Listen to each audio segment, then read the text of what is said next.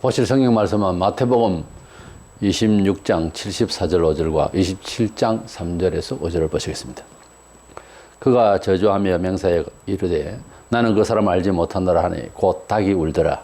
이에 베드로가 예수의 말씀에 닭 울기 전에 네가 3번 나를 부인하리라 하심이 생각나서 밖에 나가서 심히 통곡하니라. 그때에 예수를 판 유다가 그의 정죄됨을 보고 스스로 뉘우쳐 그 은 30을 대제사장들과 장로들에게 돌아갔다 주며 이르되 내가 무죄한 피를 팔고 죄를 범하였도다 하니 그들이 이르되 그것이 우리에게 무슨 상관이냐 네가 당하라 하거늘 유다가 은을 성소에 던져 넣고 물러가서 스스로 목매어 죽은지라. 아멘. 사도 베드로와 예수를 배신한 가룟 유다를 놓고 베드로가 사도 전체를 꼭 다 닮았다고는 할 수 없고요.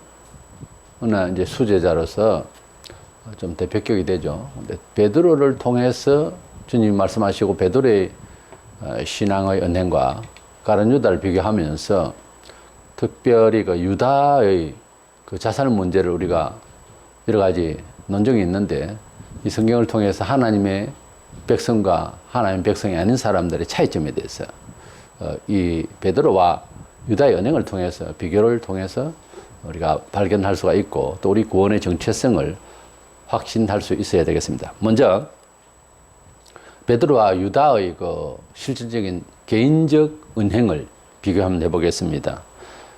먼저 베드로는 예수님을 구주로 믿는다고 하는 고백을 한 적이 있죠. 다른 제자들도 했겠지만은 일일이 기록은 안 되어 있습니다.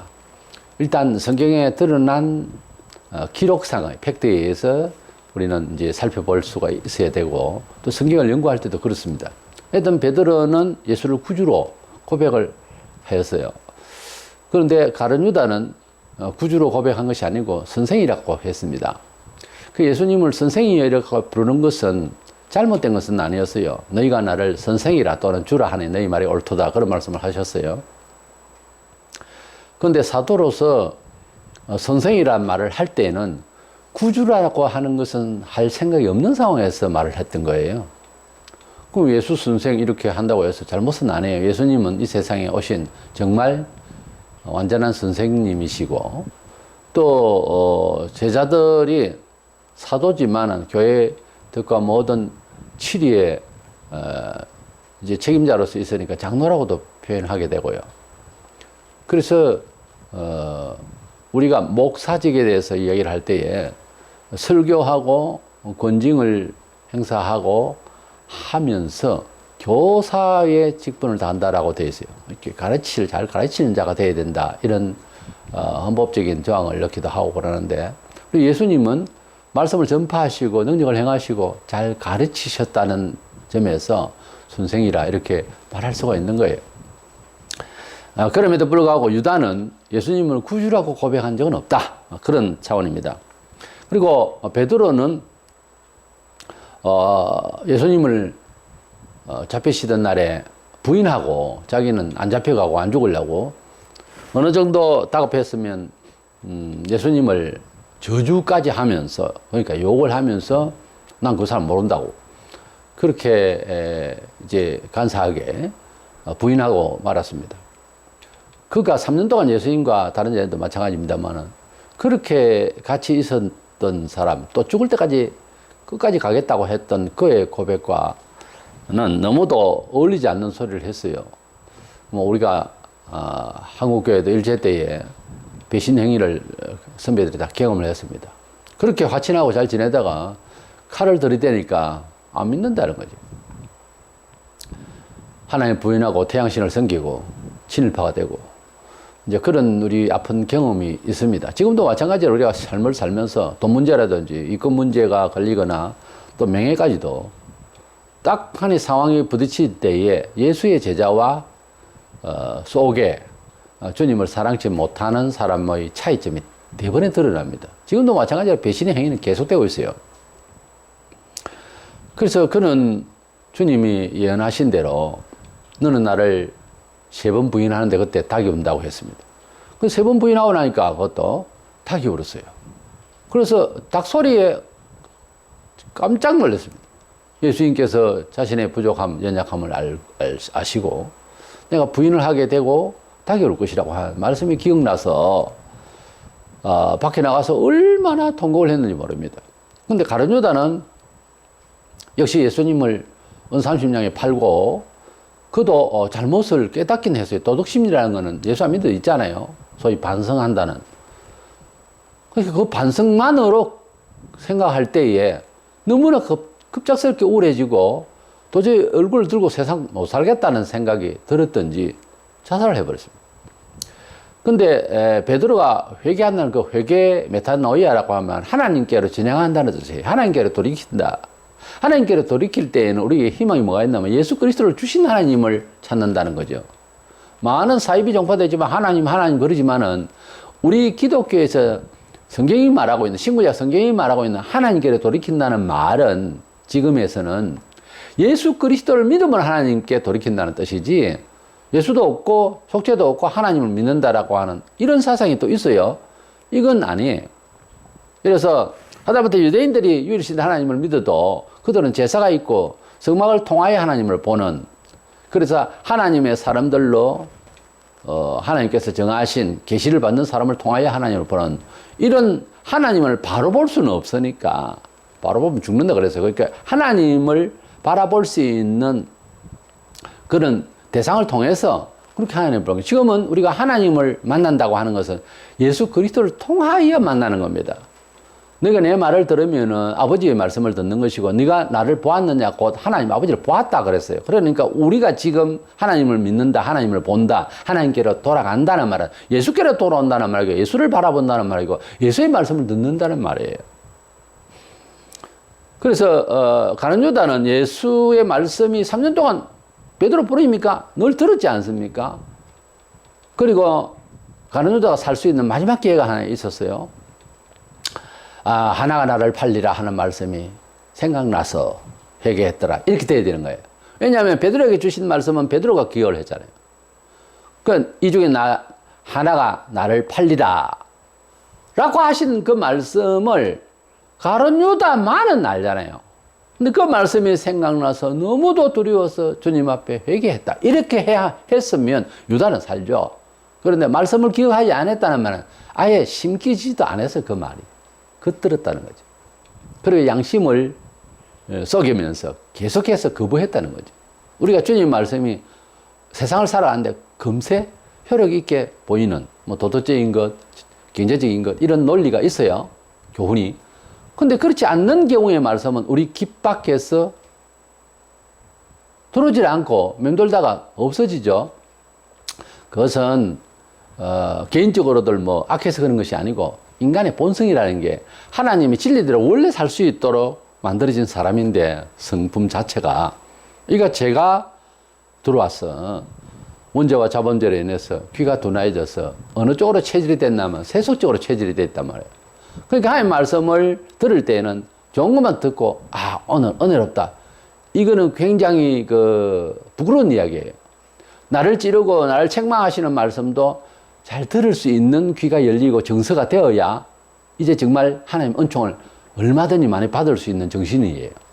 그런데 이 온 상태가 좋은 이야기는 내게 속 듣고 안 좋은 이야기는 성질내고 이러면은 이건 아직까지 하나님의 은총을 받을 수 있는 그릇이 안 돼 있는 거예요. 축복받으려 하면은 좋고 나쁘고를 가리지 않고 하나님 음성을, 은총과 권징 이런 것까지도 다 받을 수 있는 귀가 열려 있어야 분명히 그 사람 잘 됩니다. 그 영혼이 하나님의 도우심을 계속 받아요. 이래서 유다는 그 주님의 말씀 찌르는 말이었겠죠, 어떻게 보면. 근데 그 말을 거부했어요. 그러다 보니까 믿음이 안 생기는 거예요. 좋게 말하는 것, 나를 믿어라. 나를 믿는 자는 아버지를 믿는 거다. 또 내가 너희들을 위하여 이 세상을 위해서 대속의 죽음을 죽으러 왔다. 이런 말씀들을 또 이 긍정적인 측면이잖아요. 이걸 또 받아들여야 되는데 이것도 안 받아들이는 거예요. 그러니까 매를 맞기 싫어하면 축복도 받는데도 약해요. 미약하다니까 이게. 이걸 거부하면 저것도 거부하게 돼 있어요. 그래서 공의와 사랑, 이 두 가지를 다 받아들일 수 있는 활짝 열려있는 마음이 돼야 되는 거예요. 언제든지 성도는. 그래서 유다의 종교심리학적인 그 측면에서 이렇게 판단을 해보면은 그는 예수님의 복된 말씀도 예수님의 책망의 말씀도 다 안 듣는 거예요. 그래서 그는 뉘우쳤다는 말은 우리가 쉽잖아요. 뉘우치는 거는. 뭐 세상에서 이해될 수 있는 말이니까요. 그런 쉬운 말이죠. 그 뉘우친 것은 단어가 두 개가 틀려요. 회개는 메타노이아는 하나님께로 돌이키는 것.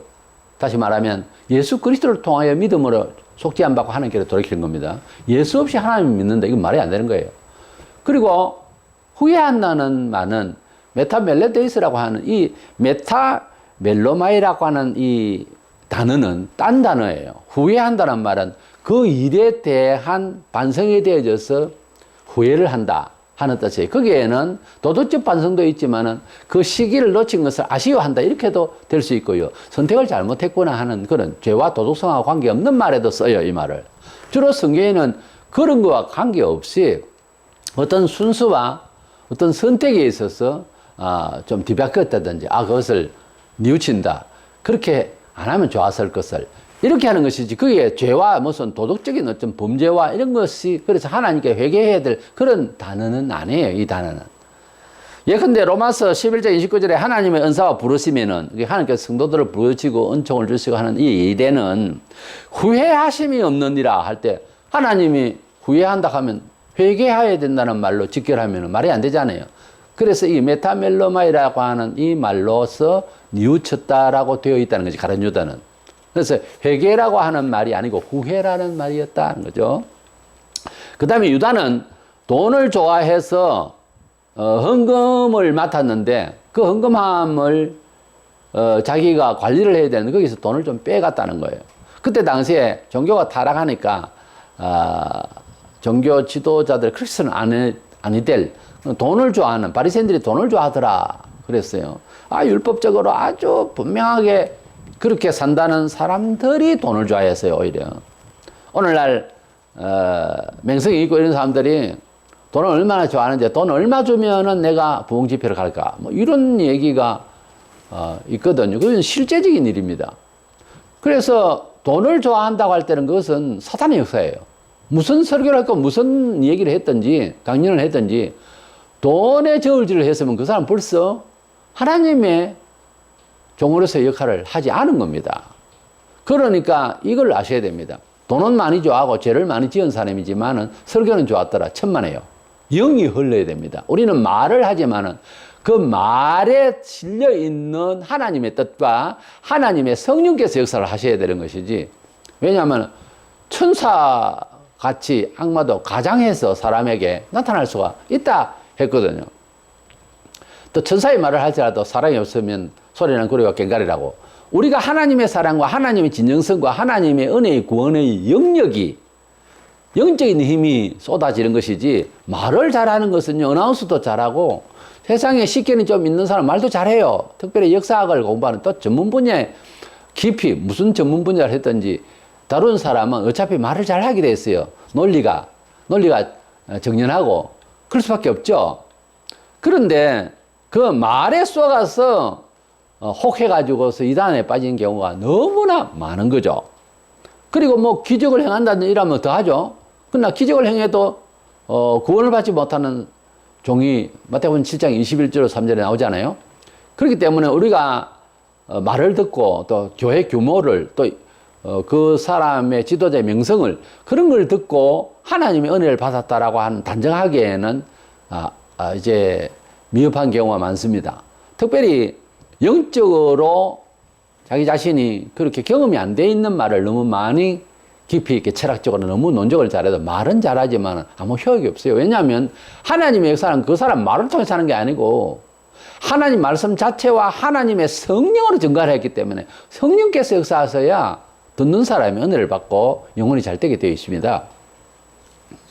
유다는 돈을 좋아했다는 것이고 그리고 그는 스승을 노예처럼 팔려고 흥정을 하는 내용이 나오는데 마태복음 26장 15절에 내가 예수를 너희에게 넘겨주리니 얼마 주느냐. 대제사장하고 이제 이렇게 예수를 팔려고 하는 그런 교섭을 하는 과정에 이런 말이 나옵니다.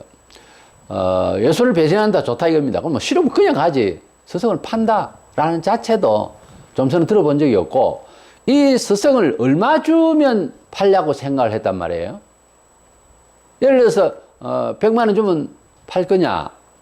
아, 조금 더 주지. 이걸 무슨 물건을 넣고 흥정을 하다시피 했다고 하는 이 가룟유다의 심정이 어떻게 동정해서 구원은 그래도 받았을 것이라고 할 수가 있느냐고요. 우리가 죄를 지어도 이렇게까지 이게 뭐 흥정을 하고 예수를 팔고 하는 이런 심정으로 어떻게 예수를 믿어요? 이건 사도로서 3년 동안 같이 있었던 사람으로서 있을 수 없는 이야기이고, 그러니까 다시 3년을 돌이켜 처음부터 그가 한 행동을 다시 성경을 자세히 이렇게 보면은 그가 주님을 사랑해서 한 말은 하나도 없어요.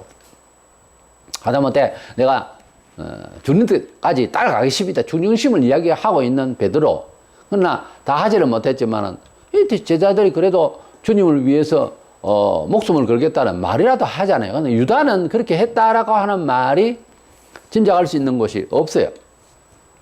그리고 위급할 때 베드로는 주여 나를 구원하소서 하고 주님께 구원을 청했어요.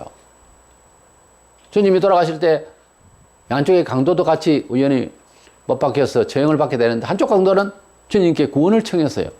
세상에서 강도지만 하고 악형을 받아서 도저히 이 세상에 있을 수 없는 그런 존재로서 결국은 못 박혀 죽는 상황에서 아무 뭐 내놓을 것도 없죠. 변명밖에 되겠어요. 그런 상황에서 내가 뭐 착한 일 했는데 좋은 사람인데 또 이렇게 보면 여러분보다 내가 더 좋은 일만 했어요. 이런 말로서 변명을 하겠어요. 저겠어요. 표라는데 기독교의 신앙은요. 그냥 삶 속에서 표가 나야 되는 거예요. 그래서 회개하고 정말 주님께로 돌이키는 마음으로서 주님께 구원을 청했다는 말은 나는 죄인이고 그들은 죄인이 아니다. 나는 죄인이지만 당신은 의인이다. 이 말 아닙니까? 그래서 강도는 구원을 받아서. 자, 보세요. 같은 강도요. 같은 유다 같은 사람이요. 같은 베드로 같은 사람이요. 같은 우리와 같은 사람입니다. 그런데 주님께 구원을 청하는 것은 거기에 윤리, 철학, 과학, 양심 이런 거 가지고서 얘기를 할 입장이 아니잖아요. 오늘날도 우리가 예수를 믿으면서 그 생각을 잘 해야 됩니다. 우리가 예수님을 믿는다라고 하는 것은 우리의 실력과 경험, 우리가 가지고 있는 풍속, 우리가 가지고 있는 철학을 가지고서 예수를 이해하려고 하면 할수록 복잡해져요. 예수님은 우리 죄를 위하여 돌아가시는 분, 속죄주다. 그냥 바로 믿어야 되는 거예요. 하도 안 되니까 성경은 믿음으로 믿음이 이른다 그랬어요. 믿어보면 이해가 되어지고 깨달아져서 믿어진다 그 말이죠. 그래서 하나님께서 어렵다 하실 사람은 의인은 믿음으로 말미암아 살리라. 그 의인이라는 말은 오를 이자가 쓰지만은 그러나 하나님께서 우리에게 죄인인 줄 알고 예수님을 통하여서 속죄받겠다고 하는 그 자체를 어렵다 칭해 주겠다는 거예요. 이런 묘한, 이런 역설적인 조건이, 이런 역설적인 인간의 평가를, 이런 역설적인 심판을 어느 종교에서 어떤 사람이 어떤 논리로 말한 적이 있습니까? 세상에 없죠. 하나님의 아들을 이 세상에 주신 것은 그런 우리의 연약한, 우리가 스스로 어떻게 할 수가 없는 존재를 위하여 완전 책임을 지시고 희생을 하셨다. 이걸 믿으라는 거예요. 얼마나 엄청난 축복이고 이건 핵폭탄이에요. 정말 은총이. 그것을 받아들이라고 하는데 그걸 안 받아들이고 그렇지만은 그러면서 자꾸 토를 달면 이제 문제가 되는 거예요. 20세기 말에 하나님 말씀을 놓고 토를 달다가 다 버리는 거예요. 자유주의 신앙이라는 게. 지금도 마찬가지 교회 내부에서 은총을 받지 못하고 간증거리가 별로 없는 사람은 세상을 너무 이렇게 정죄해서 사는 거예요. 아주 경험적으로 살고 합리적으로 살고. 나쁘다는 것이 아니라 세상을 그렇게 기본적으로 그렇게 살아야 되는데 신앙을 그렇게 생각을 해버리면 이게 은혜를 받는 케이스가 안 되는 거죠. 은혜 받는 거는 약간 좀 비합리적인 것을 인식하고 알면서도 주님의 완전히 처음 보고 더 이상 없는 그런 전무후무한 아주 특별한 처음 경험하는 내용이지만은 이 말씀을 상식화하면서 받아들이면서 내가 새로운 처세를 한번 가져버리라 이런 도전이 필요해요. 성경은 처음부터 끝까지 전부 다 그렇게 인정해 주지 않으면 못 믿을 이야기로 가득해 있어요. 창세기 1장을 누가 믿어요? 어떤 합리적인 내용으로서 천지 만물을 지으신 것을 하나님 지으셨다고 누가 봤는데요? 그러니까 처음부터 끝까지 다 믿음으로 이해되어지는 그런 감각의 세계가 있다는 걸 알고 믿음으로 보셔야 될 것인 것입니다. 베드로는 그렇게 구원을 청했지만은 가룟 유다는 결국은 자살하고 말았어요.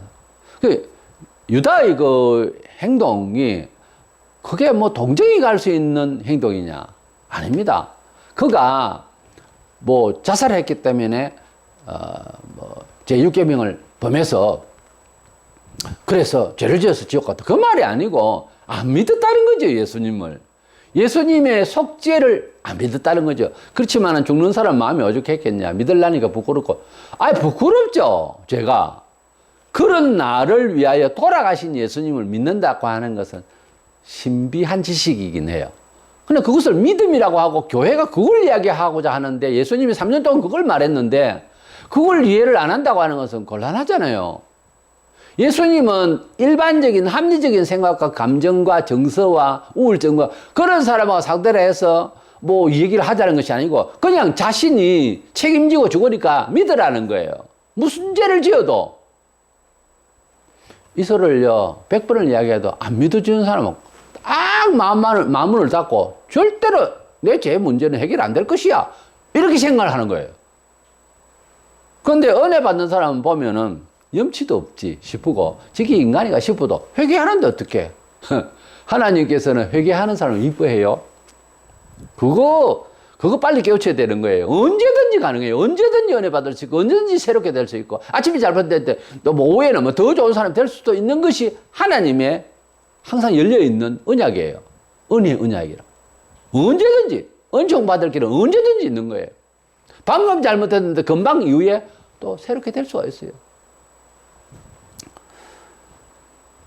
이래서 가룟 유다가 죽었을 때 사도행 1장 18절에 이 사람이 후에 몸이 곤두박질하여 배가 터져 창자가 다 흘러나오지라. 그가 목매에 다른 곳이 아마 언덕이나 될 거예요. 그 밑에 돌짝이 있을 것이고. 그래서 거기서 툭 떨어져서 사람이 죽으면 물이 채이고 배가 이렇게 나와요. 툭 떨어져서 좁빗한 바위 틈이 있는 데서 바위 튀어나온 돌출 부분에 탁 받쳤는지 배가 터져서 창자가 다 흘러나오고 가만히 창자가 흘러나온 건 아니잖아요. 그래서 그는 그렇게 끝을 맺었습니다. 우리 성도들이 조용히 유언하고 병상에 사는 집에서 조용히 눈을 감고 주님께 품에 안기면은 정말 은총받은 사람이라고 나는 확신합니다. 사람이 죽을 때에 좋은 덕담을 그리고 좋은 유언을 남기면서 죽는다고 하는 그 순간이 아무에게나 오는 게 아닙니다. 오늘날 산업 여러 가지 사회에서 여러 가지 위험이 있고 산업재해 속에서 죽고 뭐 여행 가다가 죽고 공중에서 죽고 뭐 동물에게도 죽고 많이 사람들이 정말 경악스러운 그런 죽음을 맞이하는데요. 그러나 가장 좋은 죽음은 역시 신앙적으로는 순교하는 죽음이고 그 다음에는 고요히 주님을 위하여서 일하다가 죽을 수 있는 그런 케이스가 참 좋은 거예요. 왜냐하면은 그 죽음의 끝이 이렇게 구원받았다고 할 만한 사람이 배에서 창자가 흘러나왔어. 이런 일은 일반 사람에게도 잘 없어요. 시편 116편 15절에 성도들의 죽음조차도 주님께서는 소중히 여긴다고 그랬어요. 성도들의 죽음을 통해서도 영광을 받으셔야 되는데 죽으면 뭐 내 마음대로 죽는다. 뭐 약을 먹고 거품 흘리면서 아니면 칼로 찔러서 죽고 총살로 죽고 자기가 자살한 이런 모습들이 남이나 나나 나의 죽음이나 모든 것이 보기가 좋은 거냐고 그게 하나님을 믿었던 사람의 말로가 되겠느냐고 그런 말이 있어요. 그의 죽음은 그의 생애를 말한다고. 우리가 하나님 앞에서 죽음도 잘 죽기를 어쩌면 기도하고 소원해야 됩니다. 이래서 가룟 유다와 베드로와 가룟 유다의 그 말과 그 행위, 그 말로들 이렇게 보면은 이렇게 큰 차이가 있어요. 그 다음에 두 번째로는 성경의 내용은 원래 하나님의 섭리대로 적어놨기 때문에 세상 먹고 사는 이야기, 밥 먹고 사는 이야기로 자세하게 기록된 것이 아니고 하나님이 세상을 이렇게 통치하고 너희들이 짐작할 수 없는 엄청난 일들을 내가 보관이 있다. 그런 예를 믿고 이렇게 따르면 이와 같은 역사가 난다 하는 것을 통해서 이스라엘 통해서 또는 신약의 말씀들을 통해서 우리에게 예언하시고 기록을 주신 거예요. 성경이. 그래서 성경을 읽으면 하나님의 작정된 섭리, 어떤 역사심을 파악을 하는 것이지, 이스라엘의 무슨 역사 기록문으로 보면 아무것도 안 되는 거예요. 우리에게 뭐 특별한 교훈은 몇 가지 없어요. 그렇게 보면. 또 구약에 또 설교할 때 보면은 아주 교훈적으로 하려는 사람이 참 많은데, 그게 아니고 예수 그리스도를 알 수 있도록 구약의 예정을 미리 그림자로 오실 메시아에 대한, 하나님 주시는 은총에 대한 그런 구체적인 문화 생활, 또 역사를 통해서 보여주시는 하나의 소재들이지, 그 자체가 중요한 건 아니잖아요. 신약도 마찬가지예요. 기적을 행하신 예수님. 그 기적 자체가 중요한 게 아니라 기적을 왜 주셨죠? 전능하신 하나님의 성자라고 하는 사실을, 하나님 아들이심을, 구주를, 구원자의 힘을, 그 권세자의 힘을 보여주시기 위해서, 하나님의 성자라고 하는 신분 자체를 증명하기 위해서 보여주신 것이지, 와가지고 요술 방방이처럼 뭐 일을 하려고 온 것은 아니에요. 그런데 사람들의 관심은 떡 5개 물가들어 물고기 2마리로 5,000명을 먹은 거기에 놀라는 거예요. 아, 우리도 그렇게 해보자. 여기에서 이제 문제가 생기는, 기독교는 기적이 있을 수 있어요. 어쩌면 기적과 신비로 충만합니다. 그런데 그것이 자기 생활에 있어서 예수를 이용하려고 하는 이런 식의 종교화가 될 때에는 여기에는 문제가 심각하게 됩니다. 아, 막 기적이 있으니까 하나님 더 잘 믿는 것 같다. 그게 이제 빠지면은 그 기적의 목적과 그 기적을 통해 다른 다양한 하나님의 백성에서 삶의 영역, 은총을 받는 비법은 다 닫혀버리고, 오직 기적 자체, 백 낫는 거, 복 받는 거, 예언받고 뭐 이런 것만 하려고 할 때 이제 문제가 생기는 거예요. 이단들이 그런 걸 통해서 미혹한다고 아예 성경에 되어 있거든요. 성경을 자세히 보면은 믿고 기적을 이루라는 말도 있지만은 기적주의로 나가는 것을 저주하시고 비판하시고 아주 징계하시는 그런 말씀이 있거든요. 이래서 하나님의 말씀을 통해서 가룟 유다의 운명과 베드로, 그러니까 구원받는 자와 버림받은 자에 대한 하나님의 예정적 섭리가 또 있어요.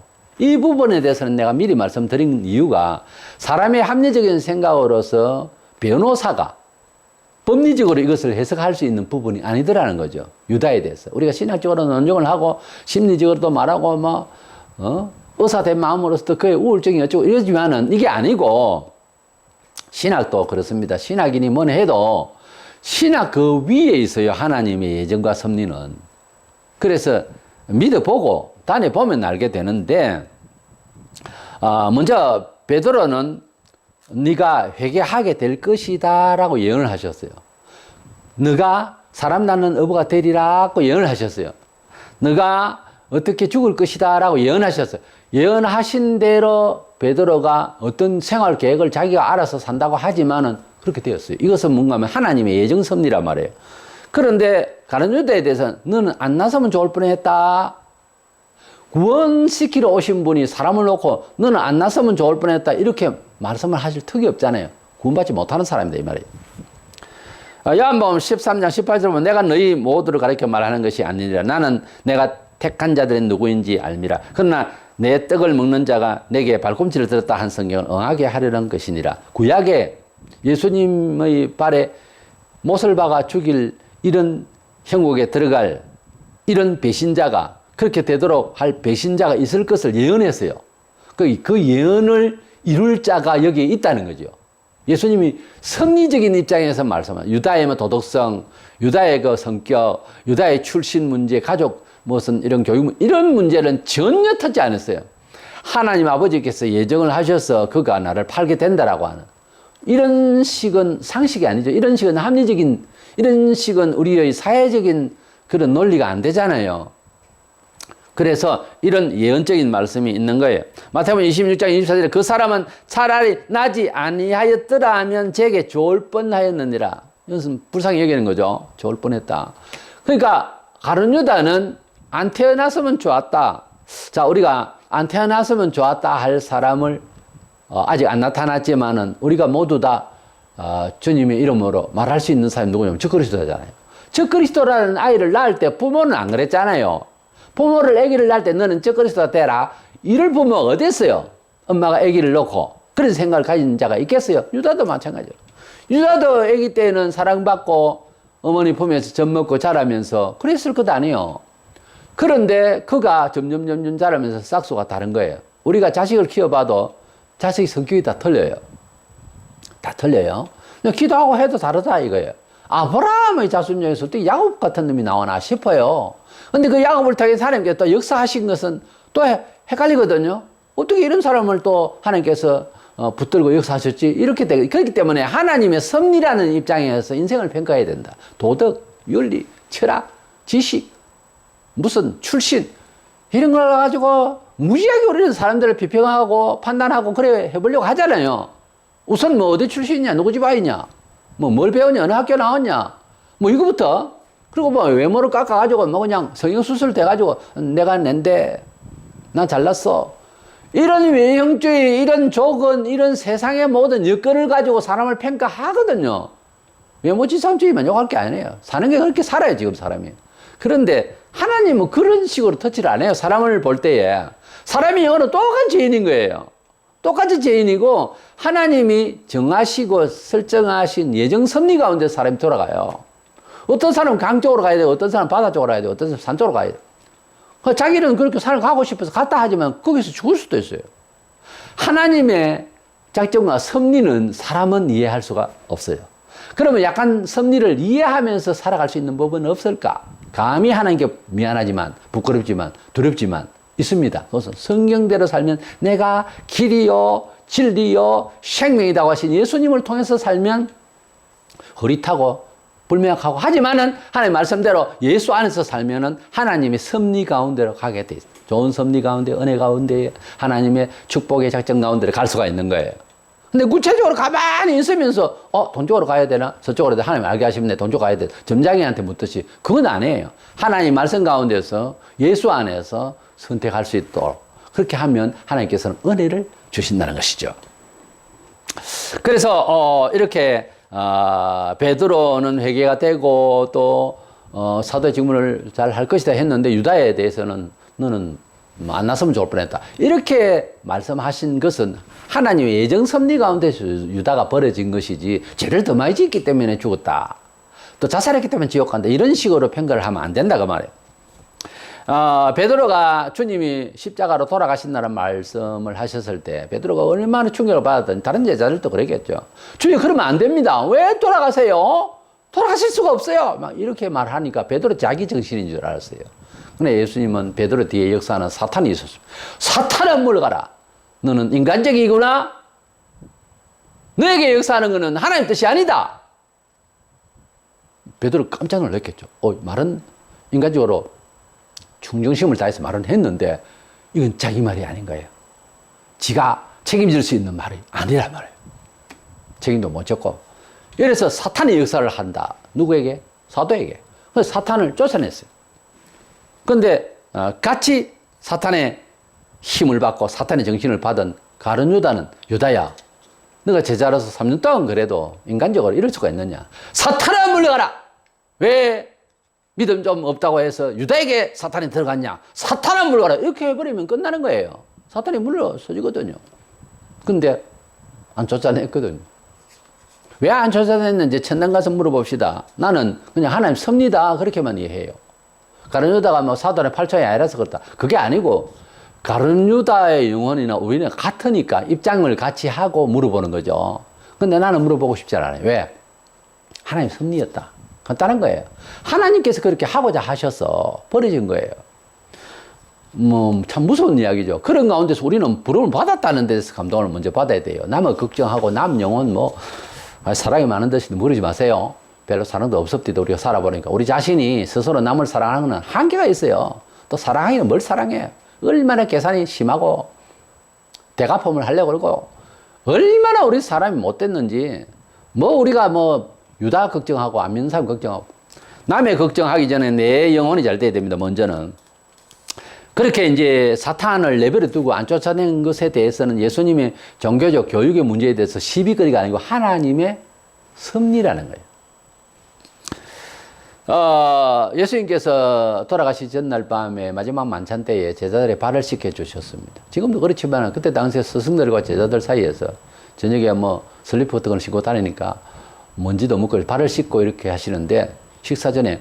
근데 스승의 발을 씻는 게 맞죠, 제자. 그런데 예수님이 제자의 발을 씻으니까 베드로가 이러지 마세요. 이러지 마세요. 그렇게 당연하죠. 내가 이렇게 씻어주지 않으면 니하고 나하고 상관도 없는데? 그러니까, 그래, 그러면 온몸을 씻어주세요. 이렇게 또 된 거예요. 하나님 사랑을 받고 싶어서. 그러나 온몸을 씻은 자는 발밖에 씻을 필요가 없느니라. 조금 더 어려워지는 말을 했어요. 온몸을 씻는다는 말은 중생한다는 말이고, 발을 또 주님이 씻겨주시는 것은 매일 짓는 죄를 또 주님이 씻겨주신다. 그 말이에요.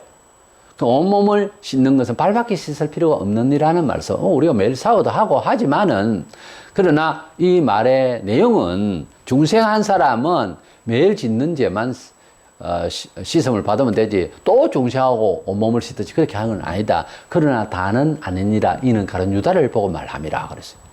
가룟 유다는 뭐 발을 씻는 행위, 겸손 운동, 회개 운동을 하더라도 이는 온몸을 씻은 자가 아니라는 거예요.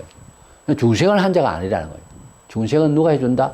하나님이 성령으로 역사하시는 거예요. 불가항적으로. 누가 중생을 하겠다고 해서 되는 게 아니에요. 누가 너 중생해라 한다고 해서 되는 게 아니고 하나님께서 불러주셔서 복음만 해서 중생시키는 겁니다. 성령으로 중생시키는 겁니다. 근데 유다는 중생을 안 했더라. 3년 동안 제자 노릇을 해도 중생한 영혼이 아니더라. 중생한 영혼이 아닌 교인이 엄청 많습니다. 그 사람은 얘기를 해보면 안 통해요. 통하는 것 같죠? 종교적 상식에는 환희가 나고 금방 소통해요. 깝깝해 하다가 그런 말 해주면 뭐 좋다고 그러고. 근데 하나님의 뜻으로 좀 무겁게 들어가면 거부해요. 왜? 안 통해요. 취미가 아니에요. 종교인으로서의 기독교는 너무너무 많습니다. 말 자체를 싫어해요. 하나님의 중심적인 말을 할 때는. 이것이 우리가 반성하는 기초인데요. 굉장히 조심스럽습니다. 우리 영혼이 들을 때의 반응 심리를 자기 스스로 자가평가를 해야 돼요. 내가 주님의 십자가를 더 사랑하느냐, 아니면 내 좋다고 예수를 믿느냐. 이거는요, 말씀을 들을 때, 특별히 책망을 할 때에 주여 하고 받아들이는지 아니면 싫다라고 하는지 잘 생각을 해보세요. 냉정한 문제입니다. 구원 문제는. 왜냐하면 이 구원 문제는 하나님의 섭리에 있기 때문에 하나님의 섭리를 따라가려면 내가 그랬죠. 어떻게 하죠? 예수 그리스도를 통해. 내가 길이요 진리요 생명. 예수 그리스도를 통하면은 이해가 돼가지고 예수 외에, 예수의 말씀 외에 다른 걸 생각해서 교회에 나오면은 책망을 못 들어요. 내가 왜? 이런 식으로 되는 거죠. 내가 왜? 나는 나다. 어떤 나? 똥이요. 인간이 뭐 대단한 것 같습니까? 그래서 이미 목욕한 자와 목욕하지 않은 자 이렇게 발시키시면서 그 비유의 말씀을 하셨는데요. 그럼 불공평하지 않느냐? 그렇죠. 우선 그렇죠. 근데 로마서 9장에 가보면 토기장의 비유가 나오는데, 구약의 배경을 통해서 나오는 말씀인데, 흙 가지고 뭐 항아리 만들고 그릇 만들고 하는 사람이 별 쓰지도 못하겠다 싶어서 깨버리면 항아리가 무슨 말을 하느냐? 이 흙은 우리라고 그랬어요. 흙으로 사람 지었잖아요, 하나님께서. 우리가 하나님의 섭리에서 애매하다, 어떻게 그럴 수 있냐 싶어도 하나님의 섭리라는 데 대해서는 할 말이 없는 거예요, 사실은. 자꾸 말을 지어내고 자꾸 따져보면 더 어려워져요. 그러므로 유다가 자살했기 때문에 구원을 못 받았다, 이런 차원, 윤리 판단적인 차원에 많은 사람들이 오해를 해요. 평소에도 그렇게 생각하고 산다는 거지, 그 말은. 그게 아니고 하나님의 섭리 가운데 예수를 팔았기 때문에 구원 못 받는다, 이런 뜻으로 말하면 안 됩니다. 이 가룟 유다는 하나님의 섭리 가운데서 중생 거듭나지 못하여, 다른 말로 말하자면 성령이 없었던 자예요. 하나님의 섭리를 전혀 믿지 않았던 자예요. 3년 동안 들어도. 예수는 3년 동안 뭐 했습니까? 장사했습니까? 하나님의 섭리에 대한 이야기를 했어요. 착한 사람은 구원 받는다, 이거는 말 안 해도 아는 이야기잖아요, 보통 사람의 생각으로는. 근데 그런 말 안 했단 말이에요. 3년 동안 있었던 이야기, 마태, 마가, 누가, 요한복음을 자세히 보면 그런 눈으로 한번 봐보세요. 이게 지금 사람의 보통 의사소통에 가능한 그런 얘기인지 아니면 이 다른 섭리의 이야기인지를 보세요. 완전 다른 이야기입니다, 복음이라고 하는 것은. 회개의 기회는 언제든지 주어집니다. 그러나 그것이 하나님의 섭리로 받아들이면서 회개하려고 할 때는 은혜가 되는데, 이걸 거부할 때는 문제가 생기는데, 야마 13장 21절에 예수께서 너희에게 이르노니 너희 중에 하나가 나를 팔리라 할 때 팔려고 마음 먹고 있는 유다는 안다고 해요, 그 말을. 자기 보고 하는 말인 줄. 다른 놈이 있겠지, 그렇게 될 수가 없죠. 자기가 팔려고 하는데 지금 그래도 하고 있고. 이렇게 되다 보니까 그의 마음속에 사탄이 들어와서 예수를 팔려고 하는 그런 말하자면은 판다고 하는 건 상업적이고 이건 거래 심리거든요. 그 예수를 자기 인생에 있어서 하나의 상품으로, 어떤 삶의 돈과 치러서 기회를 삼는 이런 흉악하고도 말도 안 되는 생각이 이 마음을 지배하고 있다는 거예요. 근데 주님이 이렇게 찌르는 말씀을 해도 안 되는 거예요. 우리의 고통과 괴로움은 육체적인 환경적인 요소가 아니고요. 말씀을 주실 때에 회개해야 되겠는데 하고 가만히 있는 것. 이 말씀은 참 진짜 나 이런 사람 돼야 되겠는데 최소한 이렇게 생각을 하고 회개하려고 해야 돼. 회개가 계속 안 되는 거. 엄청나게 이것은 문제가 있는 거예요. 병원에 가서 아픈 데 없다. 진단해도 이상이 없다. 그런데 계속 아프다. 신병이든지 무슨 특별한 병이에요. 병원에 가지고 있는 기구가 부족하든지. 이게 보통 문제가 아니거든요. 뭐 아픈 데를 제대로 파악을 해야 되는데 아픈 데를 모르는 거예요. 야마 13장 26절 7절에 보면 예수께서 내가 한 떡 조각을 적셔다 주는 자가 거니라 하시고 곧 한 조각을 적셔서 가롯 시몬의 아들 유다에게 주시니 조각을 받은 후 곧 사탄이 그 속에 들어간지라. 떡을 이제 포도즙에다 적셔가지고 먹어라. 이랬을 때에 이것을 적셔서 주는 자가, 그걸 받는 자가 나를 파는 사람이다. 여기까지 이야기했으면은 충분히 알아둬야 되고, 주변에 있는 다른 친구들도 알아야 되는데, 설마 우리 중에서 누가 예수를 팔겠느냐. 이러니까 예수의 말씀 자체도 소위 말하자면 좀 아이러니한 얘기인데, 은혜롭게 그냥 들은 거예요. 그러려니 하고 있는데, 유다라고 하는 것은 유다 자신은 아는 거예요. 유다 자신은 분명히 안다고. 그 말을 듣고 그것을 받고 막 올라오는 거 이만치. 그러니까 숨이 차서 바깥에 잠시 나갔던 것 같아요. 그때 이제 밤중이었는데 밤이었더라. 물론 밤이니까 밤이었더라. 그게 악기 컴컴하다고 말해요. 근데 참 이상한 게 글쎄 우리가 경험이 또 증명을 해야 되는데요. 뭘 잘못했을 때 잘못을 깨닫게 될 때는 그렇게는 안 되던데. 눈물 나고 회개해야 되겠고 이런 어깨 힘이 빠지고 이런 정도는 돼야지 어떻게 그걸 계속해서 방지를 해요? 이거는 아니에요. 이거는 도덕적 교육의 어떤 성격이 아니에요. 이것은 구원 문제예요. 천국이야 지옥을 두고 선택하는 그런 자세예요. 그런 정서는 방어하는 정서는 정말 최악이에요. 본인의 영혼을 완전히 추락시키는 거예요. 그러지 마시고 말씀을 선히 들리는 말씀 같아도 안에 뼈가 있어서 그 말씀이 나를 징계하는 말씀 같다 싶을 때에는 회개해야 되는 거예요. 그래야 사람이 새롭게 된다는데 새롭게 기뻐진다는데 왜 자꾸 의심을 해요? 새롭게 돼요. 은혜 받을 수 있다니까. 그래 희망을 가지면 될 일을 계속해서 근시안적으로 지금 여기에 내 감정만 생각하는 거예요. 내 자존심만 생각. 이게 발전이 없는 거예요. 변화가 없고. 그런데 유다는 자살했기 때문에 구원 못 받는데 이것이 아니고 이렇게 안 되는 거예요. 하나님의 섭리 가운데로. 그래서 제일 무서운 심판이 뭡니까? 하나님의 손에 빠져들어가는 겁니다. 하나님의 간섭 밖으로 나가버리는 거예요. 이게 제일 무서운 거예요. 하나님 진노하시고 교회를 통하여 조직 기구를 통해서 법적으로 번직을 하고 꾸짖고 공개석상에서 내 죄를 오히려 그게 나아요. 오히려 살 길이에요. 그걸 받아들여야 되고 눈물 흘리고 그게 부끄럽고 차라리 그게 나아요. 근데 관심 없고 사랑의 반대가 뭡니까? 미움입니까? 아니면 무관심입니다. 미움은 그 사람에 대해서 그래도 인식을 하고 무관심은 생각도 안 해. 이게 하나님의 무관심에 들어가면 이게 지옥 같은 생활을 살게 되어 있는 거예요. 하나님 없이 사는 모든 사람들이 사실은 지옥 같은 세상을 살고 그 사실 입증을 위해서 지옥 같은 일들이 한 번씩 터져요. 이 세상은 사실은 지옥 같은 생활이죠. 우리는 구원에 대해서 평가를 할 때 어떻게 합니까? 저 사람 신앙 참 좋다. 참 그런 소리 들으면 참 좋겠죠. 그러나 그런 가운데서도 우리가 사람의 입장에서 평가하는 건 아닐까? 오늘날 시시에 맞춰서 저 사람 신앙 좋다 안 좋다 이런 평가를 한다면 무리입니다. 조심해야 되는 거예요. 참 좋은 신앙 평가는요. 어떤 면에 있어서는 베드로와 유다의 입장에서 볼 때에 하나님의 섭리에 따라서 순종하는 사람이에요. 유다가 베드로보다 더 죄를 지었다 이렇게 볼 수가 없어요. 사실은 베드로도 많잖아요. 그랬는데 주님의 말씀에 순종한 거예요. 주님의 말씀 앞에 가슴 친 거예요. 주님의 말씀 앞에서 자기 자신을 내려놓은 거예요.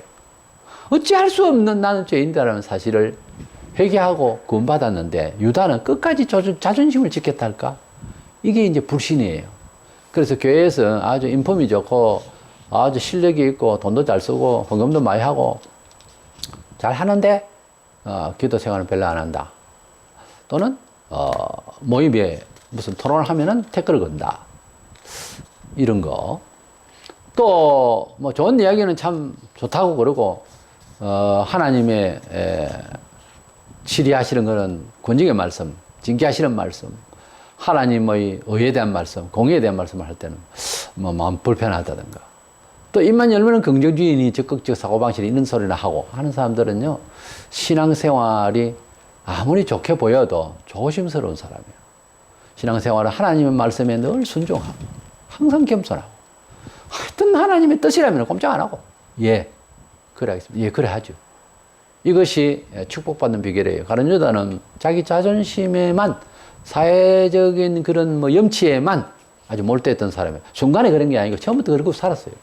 그러니까 이 사람이 영적으로 감각의 차이로서 베드로와 차이를 볼 때에 존재론적인 입장에서 정체성이 처음부터 안 돼 있는 거예요. 우리가 뭐 윤리적으로 착해야 되고 교회 충성도를 봐가지고 구원받고 전혀 그렇게 말할 수 없어요. 그게 아니고 하나님의 뜻에 순종하고 주님이 충분히 넉넉히 알아들을 수 있도록 대속의 죽음을 죽으신다는 말씀을 하셨으면 믿어야지.